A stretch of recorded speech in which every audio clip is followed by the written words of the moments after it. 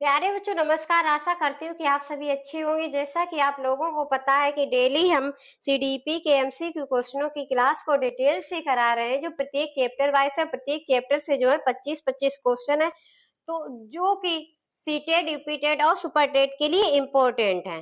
तो चलिए देखते हैं। आज हमारा चैप्टर है मानव स्मृत एवं विस्मृत से। किससे संबंधित है?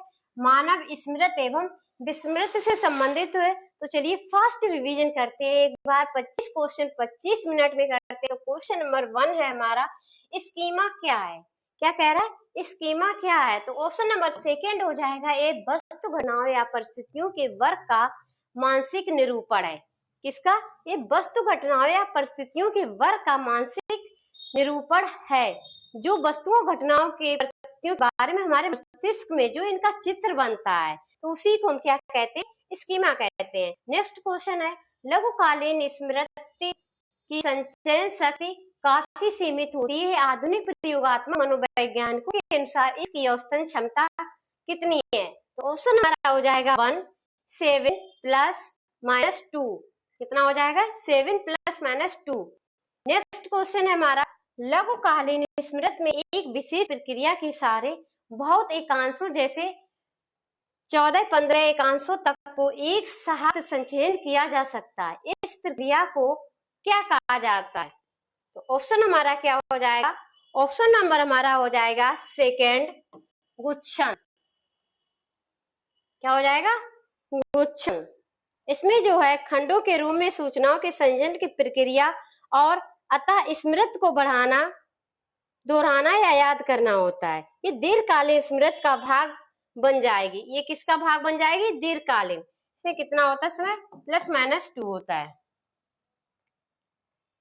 नेक्स्ट क्वेश्चन है, जब कोई व्यक्ति अपनी स्मृति से एक ऐसा मानसिक प्रतिमा बना सकने में समर्थ हो पाता है मानो वह उस वस्तु को सामने रखा देख रहा हो, तो इस तरह की स्मृति को क्या कहा जाता है? जब कोई व्यक्ति है अपने मस्तिष्क में एक ऐसी किसी वस्तु या घटना का प्रतिबिंब बना लेता है कि मानो कि वह सामने किसी वस्तु को देख रहा हो, सामने कोई वस्तु उसके रखी हो, तो इसको क्या कहा जाता है? ऑप्शन नंबर थर्ड हो जाएगा मूर्त कल्पी स्मृति, यानी मूर्त अवस्था में, मूर्त प्रतिबिंब। तो नेक्स्ट क्वेश्चन है, अर्थगत स्मृति के संदर्भ में निरंतर में से कौन सही नहीं है? क्या कह रहा है? अर्थगत जो स्मृति है उसमें से कौन सही नहीं है? ये सापेक्ष रूप से स्थायी होती है, इसमें अवरोध होता है, या अर्जन संदर्भ से स्वतंत्र होता है, या इसमें गुच्छन होता है। तो ऑप्शन क्या हो जाएगा? ऑप्शन नंबर हो जाएगा थर्ड, ये अर्जन संदर्भ से स्वतंत्र होता है। क्या है? पूछा नहीं है, तो ये अर्जन संदर्भ से स्वतंत्र होता है। ये ऑप्शन हमारा है गलत हो जाएगा। नेक्स्ट क्वेश्चन है, लघुकालीन स्मृति से भी छोटी स्मृति को कहा जाता है। शॉर्ट टर्म मेमोरी से भी जो छोटी स्मृति है उसको हम क्या कहते हैं? ऑप्शन नंबर हो जाएगा हमारा थर्ड, संवेदी स्मृति। क्या हो जाएगा? संवेदी स्मृति।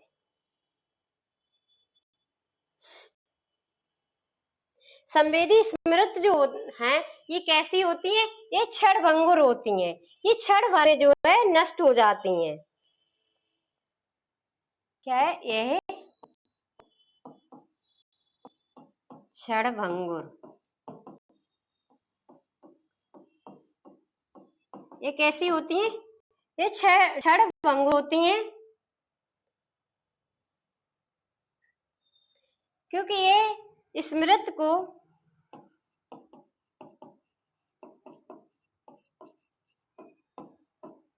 एक पल के लिए ही रख पाती हैं।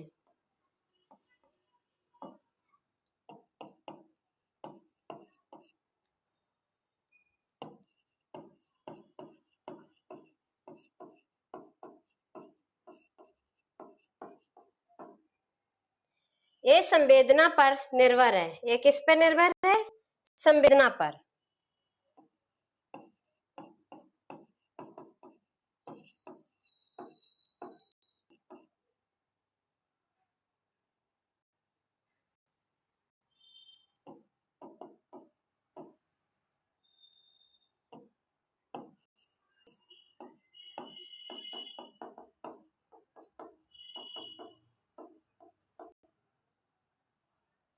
ये सूचना का लेखारोपण है। क्या है?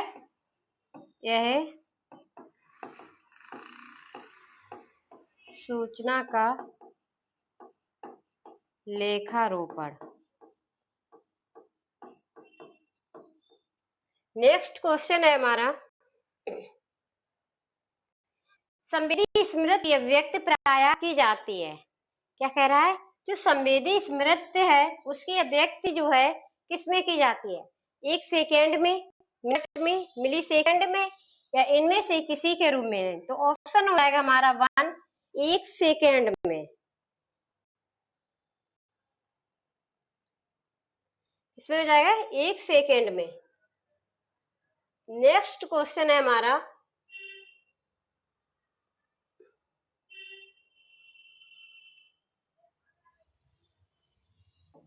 लघुकालीन स्मृति में सामग्रियों के संसाधन का आधार होता है। क्या कह रहा है? शॉर्ट टर्म मेमोरी में जो मटेरियल्स के प्रोसेसिंग का आधार है वो क्या होता है? तो ऑप्शन नंबर हमारा हो जाएगा 1, ध्वनि समानता। क्या हो जाएगा? ध्वनि समानता।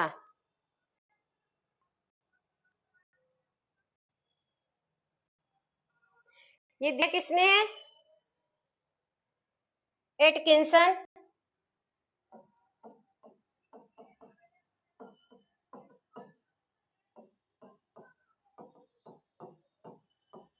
एटकिंसन और सिफरिन ने।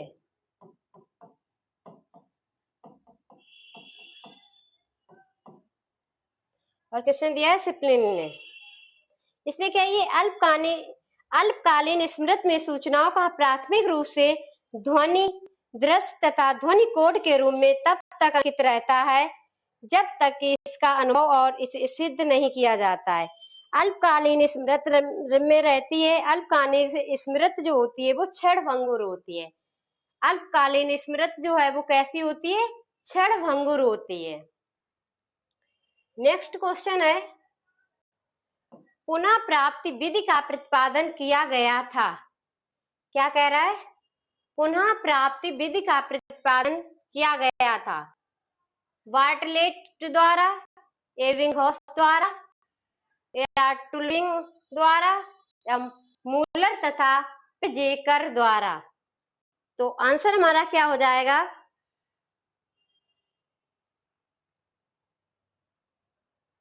ये किसके द्वारा दिया गया था? ऑप्शन नंबर हमारा हो जाएगा 3, टुलविंग द्वारा।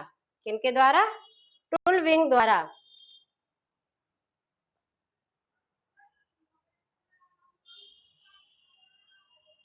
नेक्स्ट क्वेश्चन है, विस्मरण के स्वरूप का पता लगाने के लिए एबिंगहॉस ने जो प्रयोग किया था उसमें क्या है? क्या कह रहा है? विस्मरण के स्वरूप का पता लगाने के लिए एबिंगहॉस ने जो प्रयोग किया उसमें से कौन सा प्रयोग है? तो ऑप्शन हमारा हो जाएगा 4, वे स्वयं एक प्रयोज्य का भी काम किए थे। कौन? एबिंगहॉस। क्या है? वे स्वयं एक प्रयोज्य का भी काम किए थे। नेक्स्ट क्वेश्चन है,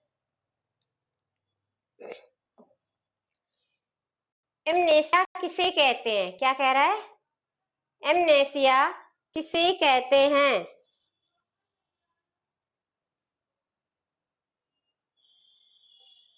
तो आंसर हो जाएगा हमारा 1, स्मृति का आंशिक लोप या संपूर्ण लोप को। क्या है? स्मृति का आंशिक लोप या संपूर्ण लोप को जो है एमनेसिया कहते हैं। नेक्स्ट क्वेश्चन है हमारा, प्रत्याहान तथा प्रत्याविज्ञान में मुख्य अंतर क्या है? प्रत्याहान प्रत्याविज्ञान से कठिन होता है।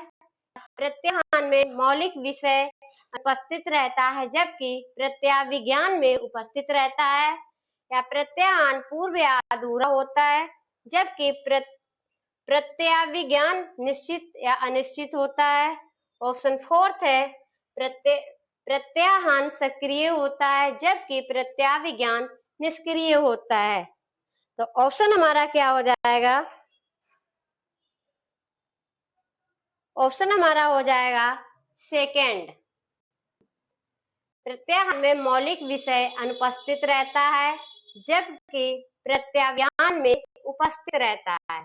तो क्या हो जाएगा अंतर इसमें क्या होता है, प्रत्याहार में जो मौलिक विषय है वो क्या होता है, अनुपस्थित होता है, अब प्रत्याविज्ञान में उपस्थित रहता है। यही मुख्य जो है अंतर है। नेक्स्ट क्वेश्चन है,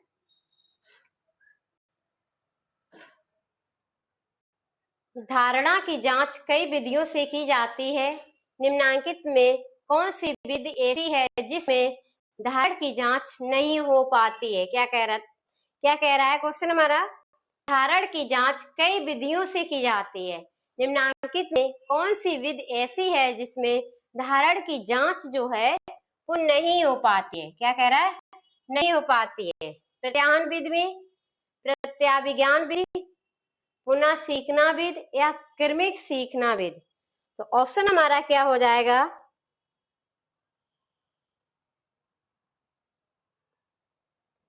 फोर्थ क्रमिक सीखना विधि। क्या हो जाएगा, क्रमिक सीखना विधि। धारण या धारणा क्या होता है, सीखी गई चीजों को धारण करना या अवधारण करना। नेक्स्ट क्वेश्चन है, एक सेकेंड बच्चों,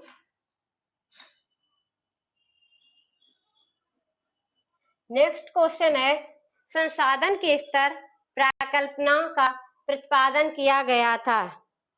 क्या कह रहा है, संसाधन के स्तर प्राकल्पना का प्रतिपादन किया गया था, किसके द्वारा किया गया।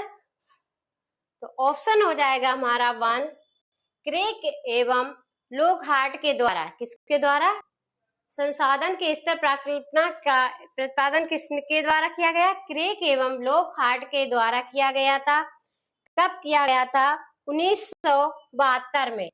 कब किया गया, 1972 में।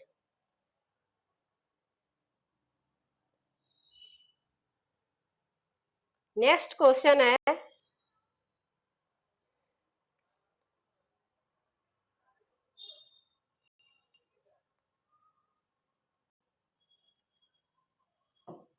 वॉफ नॉरमैन मॉडल के अनुसार दीर्घकालीन स्मृति में विस्मरण का मूल कारण क्या है, विस्थापन, प्रतिस्थापन या प्रतिकृत या पूर्वाभ्यास की कमी होती है।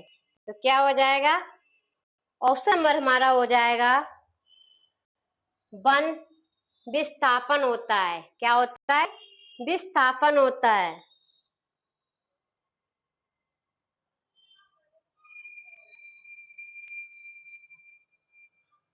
नेक्स्ट क्वेश्चन है, बच्चे अपने अनुभव का वर्गीकरण श्रेणीकरण निम्नलिखित में से किस विधि से करते हैं। क्या कर, बच्चे अपने अनुभव का वर्गीकरण श्रेणीकरण निम्नलिखित में से किस विधि से करते हैं। तो ऑप्शन हो जाएगा हमारा 1 आगमन विधि के द्वारा। किसके द्वारा, आगमन विधि। आगमन विधि किसने है, अरस्तु। नेक्स्ट क्वेश्चन है, टुलविंग ने स्मृति, क्या कह रहा है, टुलविंग ने स्मृति के 2 मुख्य प्रकार बतलाए हैं, जो निम्नांकित में से कौन सा है, घटनाजन्य स्मृति तथा अर्थगत स्मृति या पशु स्मृति तथा मानव स्मृति, प्राथमिक स्मृति तथा गौड़ स्मृति या संवेदी स्मृति तथा उपविस्तार स्मृति। तो ऑप्शन हमारा क्या हो जाएगा, ऑप्शन हो जाएगा हमारा 1 घटनाजन्य स्मृति तथा अर्थगत स्मृति। किसने दिए, टुलविंग ने स्मृति के 2 मुख्य प्रकार बताए, घटनाजन्य और अर्थगत स्मृति। तो अगर पूछ लिया जाए कि घटनाजन्य स्मृति और अर्थगत स्मृति जो है किसने दिए है, तो आंसर हमारा क्या हो जाएगा, टुलविंग द्वारा। इन्होंने कितने प्रकार बताए स्मृति के, 2 मुख्य। नेक्स्ट क्वेश्चन है हमारा, क्रिया प्रसूत अनुबंधन का निम्नलिखित में से किस स्मृति से संबंध है? क्या कह रहा है? जो क्रिया प्रसूत अनुबंधन है वो किस स्मृति से संबंधित है? घटनात्मक स्मृति, अर्थगत स्मृति या फ्लैश बल्ब स्मृति? इनमें से कोई नहीं। तो ऑप्शन हमारा क्या हो जाएगा? थर्ड, फ्लैश बल्ब स्मृति।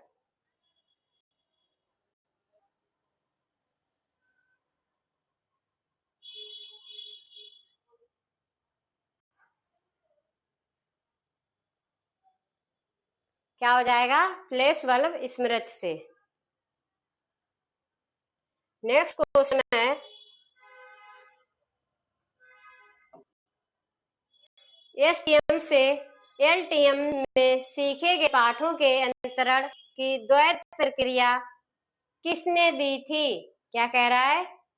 एसटीएम से एलटीएम में सीखे गए पाठों के अंतरण की द्वैध प्रक्रिया जो है वो किसने दी? तो ऑप्शन हमारा हो जाएगा 1, एटकिंसन एवं शिफरिन द्वारा। इसके द्वारा? एटकिंसन एवं शिफरिन द्वारा। नेक्स्ट क्वेश्चन है हमारा,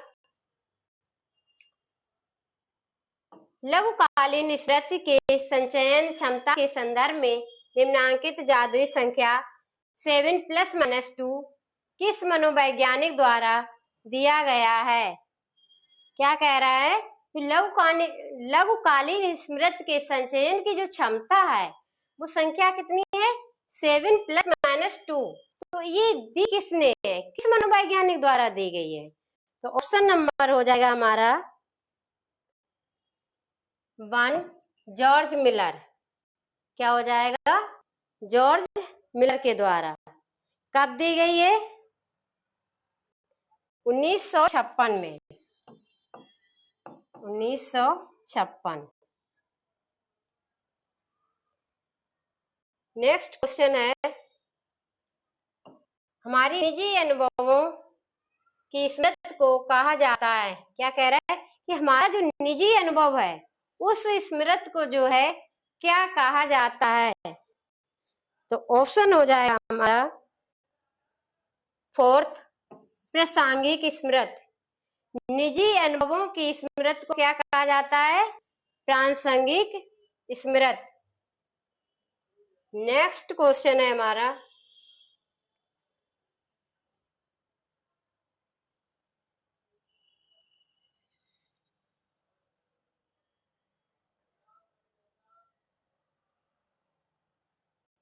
नेक्स्ट क्वेश्चन है 22, रिक्त स्थान। कुछ करने, विशेष रूप से किसी शारीरिक कार्य को करने की विधि को याद करने की क्षमता है। क्या कह रहा है? कुछ करने या विशेष रूप से कि शारीरिक कार्य को शरीर के माध्यम से करने की विधि को याद करने की क्षमता क्या है? ऑप्शन हो जाएगा हमारा 2nd, प्रक्रियात्मक स्मृति। क्या हो जाएगा? प्रक्रियात्मक स्मृति। नेक्स्ट क्वेश्चन 23, बच्चों में अवधारणा निर्माण की प्रक्रिया कब प्रारंभ होती है? क्या कह रहा है?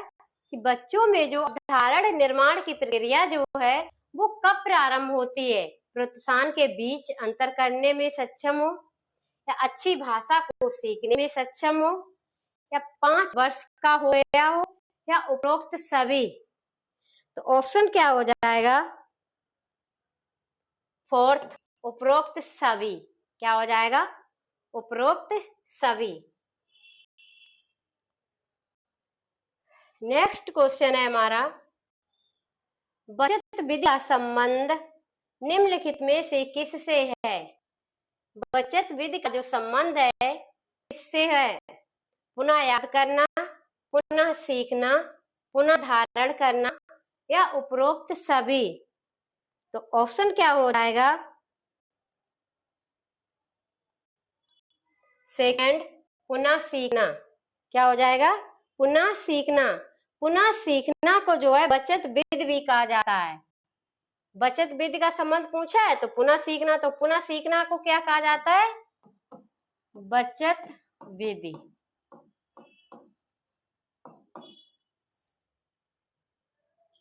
Next question and last question है हमारा, स्मरण के 4 घटक 4R किसने दी थे? क्या कह रहा है? स्मरण के जो 4 घटक हैं उनको क्या कहते हैं? 4R कहते हैं।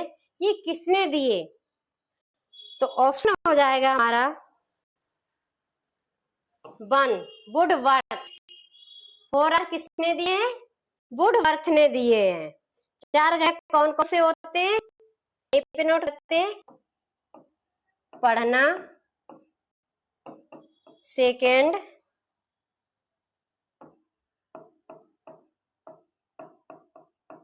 धारणीयता, थर्ड है पहचान करना,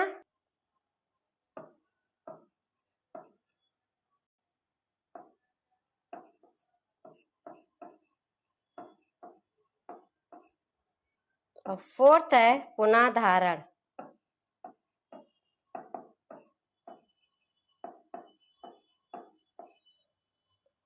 रीडिंग, रिटेंशन, रिकॉर्गेशन, रिट्राइवल, चारों में आर आते तो इसलिए इसको क्या नाम दिया गया है? 4R।